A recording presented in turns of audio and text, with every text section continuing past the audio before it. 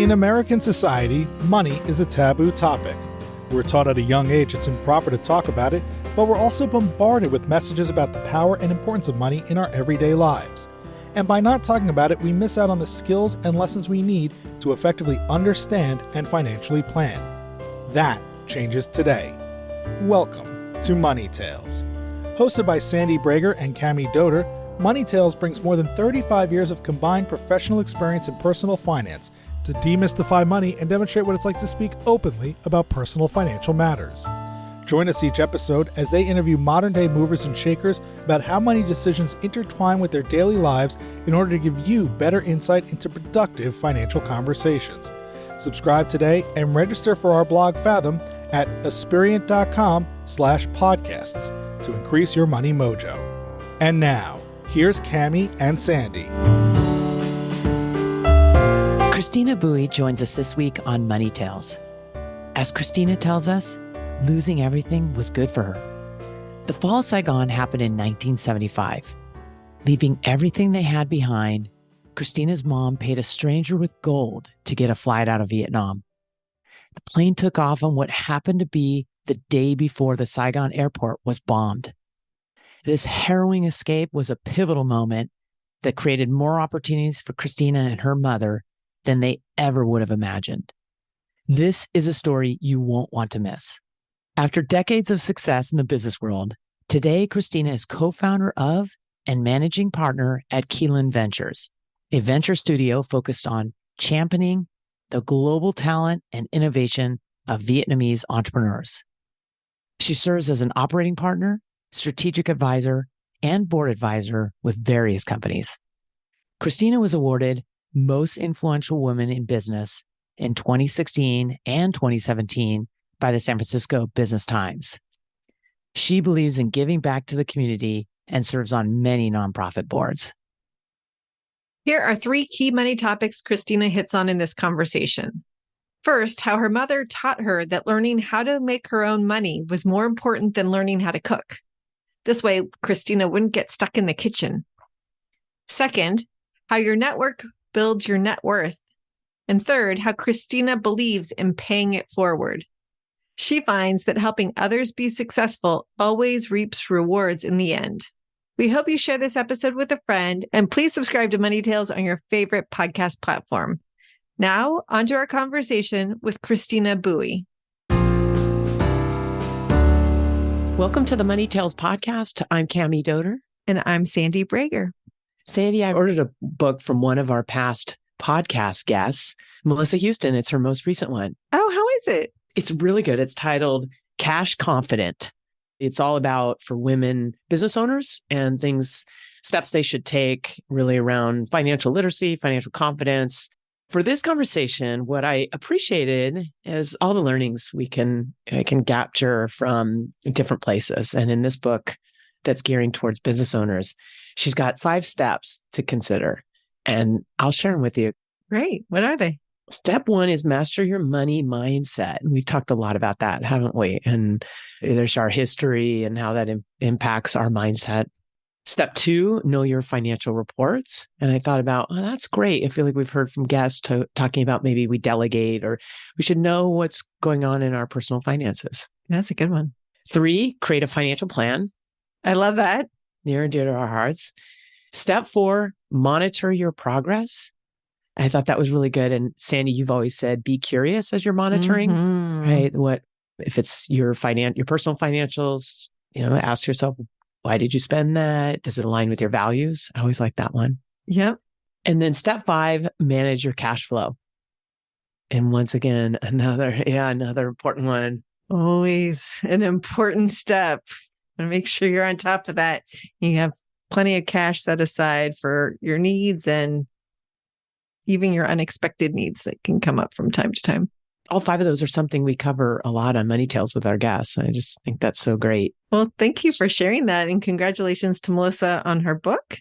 Absolutely. And let's go ahead and pivot to our guest today, Christina Bui. Welcome to the Money Tales podcast.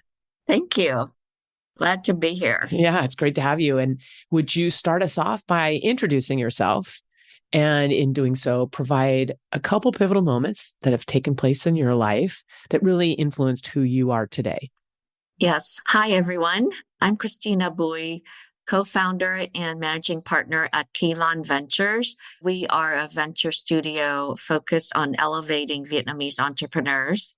And I started Kylan about a year and a half ago, and that's just been a continuation of Vietnamese founders finding me and asking me to advise their company, serve on their board.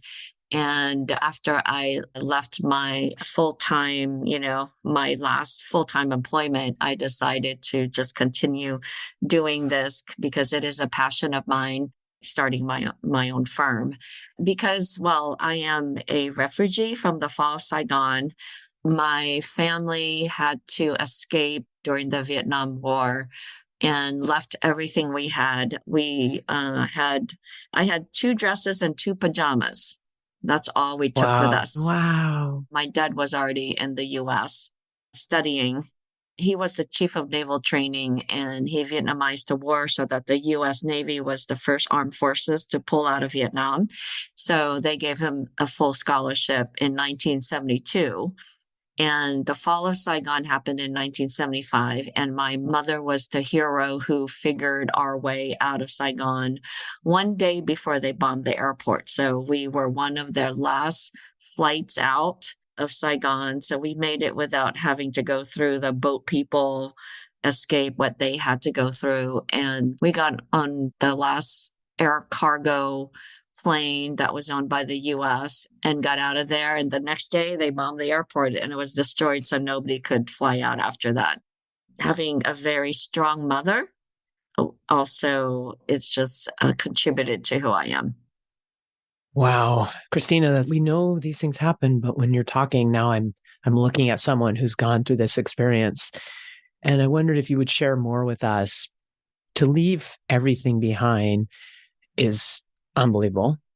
What are you talking about at this point? Are you trying to sneak money out for any purposes? Is it you need money to live? How was your mom, who's so creative and a problem solver and oh my gosh, the fortune of it all, how did she solve for this need? Yeah, so it's a lot of faith, right? So we didn't even know the woman who offered our way out. She said, "You pay me, I think, gold," because cash was no longer, the dong was, we were passing out the dong to everybody. And she said, "You have to pay us in gold." And I think it's equivalent of 10,000 US per person. So that's 40K. And we had to believe that she was going to get us out because she could really this happened to a lot of people. They faked it. They didn't show up. They didn't have the way out. You give them the money and they lead you astray. So I think it was a lot of faith. We didn't know this person. She just happened to be married to an American GI and she had a way out. So we paid her gold to lie to the US Embassy to say that we're her relatives. And we had a piece of paper that said, "Oh, we're related," even though we never met this woman before. And they believed us. So they let us out with her as, part of her family. But then she did take the gold and left us in Guam, but at least we were out of the country, but my mother was still bitter about that. I think my mom was a great problem solver. She was very educated, valedictorian of her high school. But once she married my dad, she had to stop going to school. Back then in Vietnam, even though she was valedictorian of Marie Curie, which is what the top French baccalaureate school in Saigon at the time, my dad said, "You're too pretty to go to school. You don't need to go." And so she was like a housewife. And once we arrived in the US, we basically started over from scratch. My mom never had to work a day in her life. Back in Vietnam, we had chauffeurs and maids, and all she did was take cooking classes and language classes. Her first job was a janitor, like cleaning a church. This church gave her a job. And my father, we had nothing. So thankfully, he got a teaching job. And all of our friends who were, former naval officers, everybody really like washed dishes, you work 3, 4 jobs. My mom was a janitor. You do everything you can. You You clean do what you have houses. to. Yeah. And my dad had to drive to Washington, D.C. to teach high school. And, it was a really scary place to be a teacher. And he was harassed by, these big kids. And, he's this little Asian man, and the kids did not listen to him, but we had to do what we can. And my mom, got her college degree, then worked her way up to, finishing college, and had a great career as a medical technologist, and eventually worked her way up to getting a PhD. My goodness. Wow, that is impressive. Well, my dad, the tides were turned. He became Mr. Mom. He had to, take care of us. He had to cook dinner for us while she worked till 11 o'clock at night. So I think sometimes I feel like coming to this country, losing everything we had, was good for me and my mom. Because if we were in Vietnam, we would not have had the opportunity to finish, college, or, build our own careers. And I guess for me, actually being able to marry the man that I want rather than what my parents want. So there's freedom in coming to the United States as an immigrant, but it wasn't really a planned move. It wasn't something that your parents had designed to do all along. So tell us, Christina, what messages did you take away from a money perspective as a young person going through such a big shift in seeing your parents' relationship, at least in terms of the family economics, change so dramatically?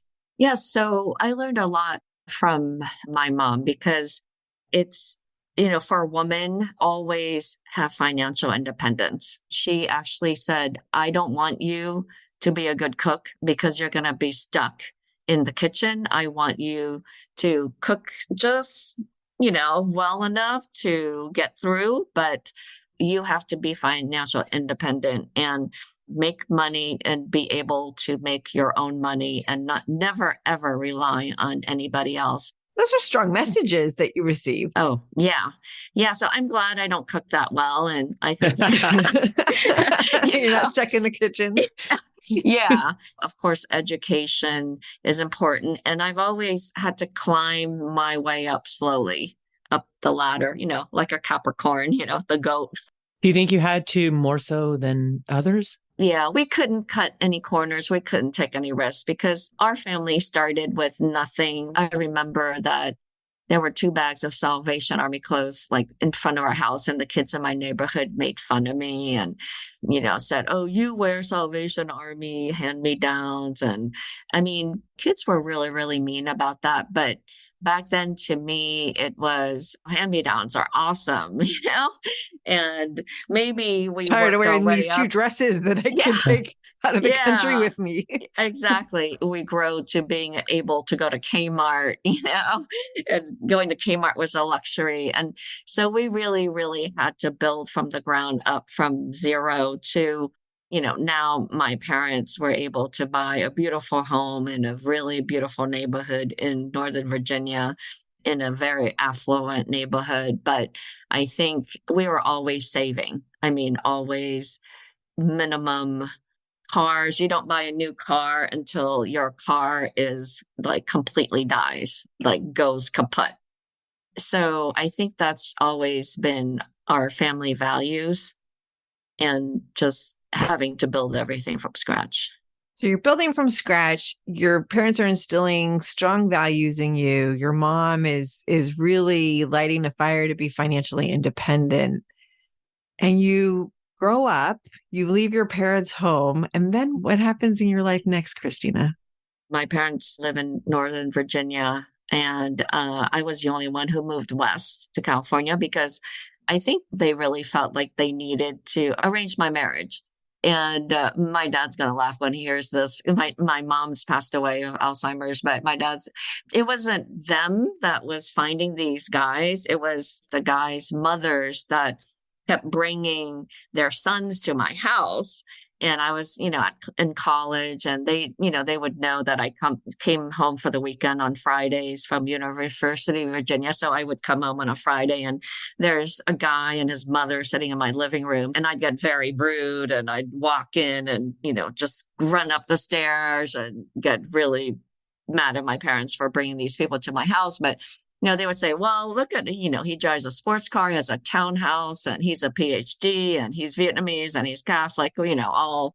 Checking boxes, huh? Yes. And I was really tired of that. So I just took off and moved to San Francisco all by myself, didn't know anybody. And I have been living in San Francisco since. It is really just building my own life and my own career on my own in California, and still very financial independent, primary breadwinner in my house, and really climbed the corporate ladder. So you came to San Francisco kind of with not much, it sounds like. Yeah. And will you describe what you did and what were your goals at that time? I joined an engineering company that was run by a Vietnamese CEO who really wanted to rebuild the roads in Vietnam. And I joined the company because I wanted to build the roads in Vietnam. So I didn't know anything about business development, and he taught me hazard networking. Uh-huh. And that's how, you build business contacts. We had to network to get on a team to propose for huge highway and transit projects, right? And you have to hobnob with the politicians and get to know who's making these major decisions on these major transportation projects. So I just learned from scratch how to do business development, just haphazard networking, just to meet as many people as I can. And it's sort of like lobbying. You sort of want to meet all these decision makers so that you can influence these decision makers so that your team can win this project, or so that you can learn as much about the project as possible so that you can put together a great proposal, or get on the right team so that you're on the winning team for these engineering projects. So I really, really learned that business development is so important. And I became the rainmaker for the company. And every company that I joined after that, I became the rainmaker. And it's so funny. One of the companies that I advise, they say that my network builds up their net worth. So it's your network that builds your net worth. So a lot of relationship building and really cultivating those relationships and using it for the better of the company and the business that you're doing. These are great skills that you're learning. It does sound like you're becoming financially independent and really owning it in a big way and becoming successful in your efforts, Christina. What was that like for you? And I'm curious if and how it impacted your relationship with your mother, who had always wanted that for you. Yes, I think she was very proud of me. She was torn because she really wanted me to come back to Virginia. When I left, I said I was coming back. But then I had a great career here in San Francisco and really building it up. And I didn't consider going back. And I think that was hard for her, but she was very proud of me as well. And I guess there was a time when I was awarded Most Influential Women in Business in San Francisco for 2 years in a row by the Business Times. And I think that's when they were really, really, really proud of me. Because everyone else in your community was recognizing your success. Yeah. So I think that's when she was fine with me just leaving indefinitely and not coming back to be close to them in Virginia. And what was that like for yourself to be so successful? Oh, I wouldn't say that. I'm so successful. Why wouldn't you say that? Oh, I just feel like I'm still climbing. I still haven't made the money and the comfort that where I want to be. I still have to worry every single day, and I think people admire me for my network and all of that, but it's still not where I ultimately want to be. I still have a ways to go. the business development part of the career is very important because I was always in the technical field, right? I was the business development person for consulting engineering firms for 9 years. So I was the rainmaker, bringing in projects, bringing in business. If the company lost, then I didn't get the bonus, but I got the bonus from winning the projects. And then after that, in the finance field, in the CFO consulting and the finance consulting field, I was business development for all these CFO advisory finance consulting firms. And what I learned there is I'm a generalist. I'm not technical, I don't know engineering, I don't know finance, but being able to bring in the business, you actually make more money. Your salary, your commission is a lot higher than people who are actually doing the work. So that's my big advice to everybody is, bring in the business, be the rainmaker, build up your network because it'll build up your net worth. So you're a generalist. However, you have to know a lot about the engineering, the finance realm, depending on the company you're working for. So it kind of reminds me of your mom, who was constantly learning. And I'm curious, how did you learn? Was it important to you? Yeah, it's definitely always more learning. And I would never acquire the knowledge of all the technical people. So I let them do the talking, right? I let the engineers, they come with me, they pitch and they wrote the proposals. And so did all the CFOs that I work with. They really put together the proposal, but I just open the doors for everybody. Really, I'm a door opener and I need people to, really help me close the deal. So education is just so important in our family. Even my mom in her 60s, after having grandchildren, was still working on her PhD. And my dad, already got his PhD. So she was always trying to catch up with him. And then the other part that I want to share with about business development is I do business development and by paying it forward. So I'm constantly helping people connect with other people. It takes time. Okay, I'll send an email and connect you with this person, but I build it, helping other people build their network with the hopes that some of it will come back to me. And it does. And I started out that way, paying it forward. And it sort of is all coming back now. It takes a while. But a lot of people are asking me for favors. Can you introduce me? Everybody looking for a job has reached out to me. And I just feel like, okay, you just take those 2 minutes and help this one person with one thing or one introduction or two introduction. Somehow it'll come back to you one day. And so that was another key that's really, really helped me build my network. And people trust me. This person has been helpful to me. And that's why I think people continue to come to me and offering me board position or advisory board positions on their company because they've seen that value, that's worked. Christina, when we work with our clients, we talk a lot about their personal net worth.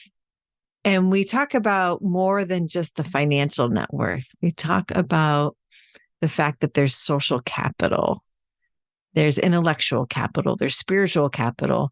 And it sounds like you've really honed the social capital aspects of your business life. I love what you call it. That's a great term, social capital.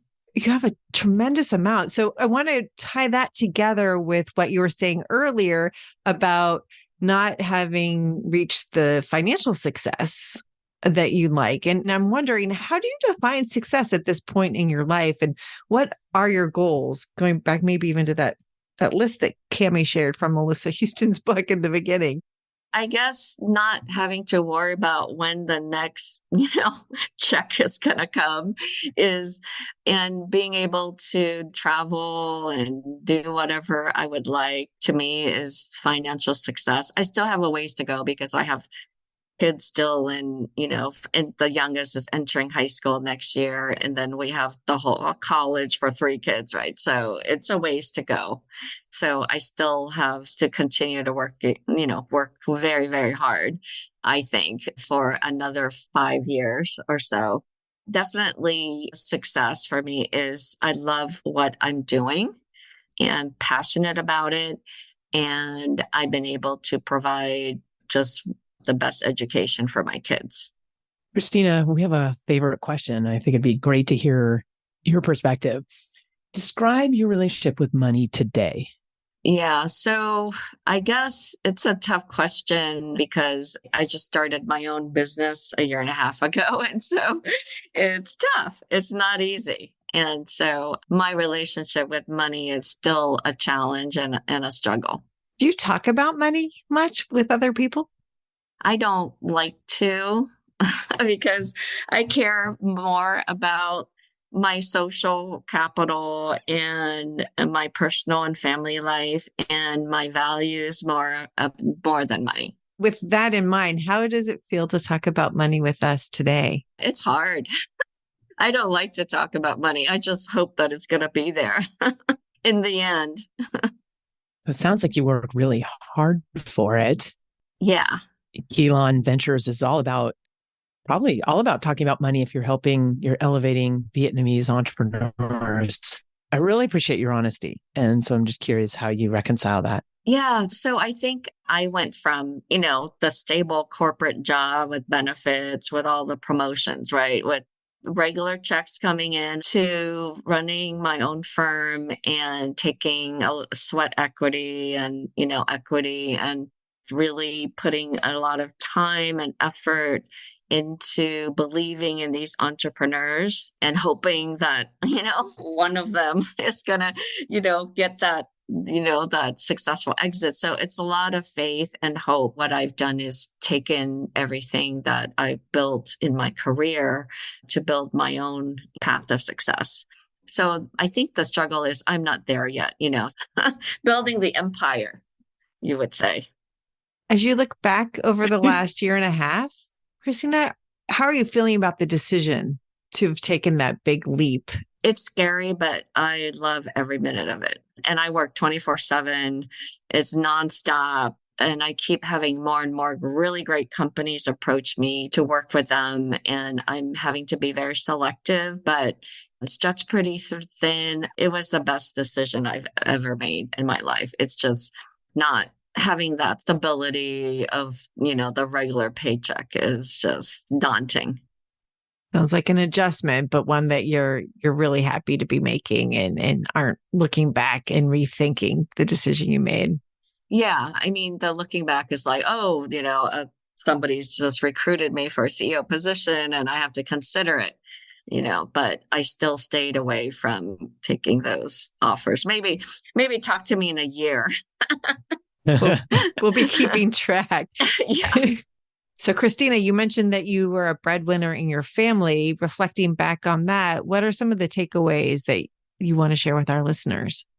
Yeah. So I think women should be able to stand on their own 2 feet and be financial independent. I was in a marriage that was not great, and he wanted me to move with him overseas. I had the chance to say no because I had my own career, and it was the best thing for me and my kids, and not to have to follow him to another country. You had a lot of flexibility. Yeah.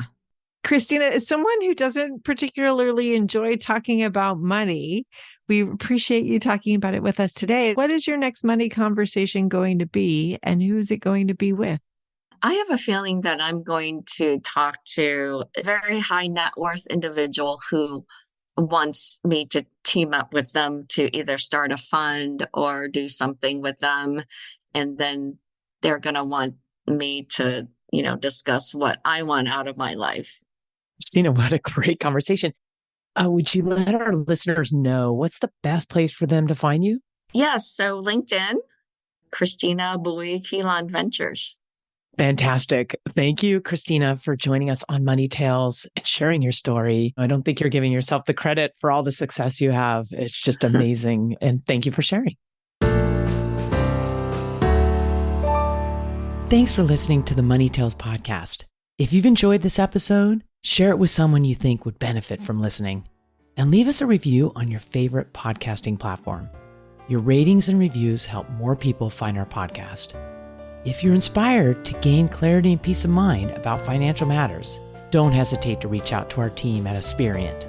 Go to aspirient.com/start a dialogue. Or you can email Sandy and me at podcasts@aspirient.com. See you next time.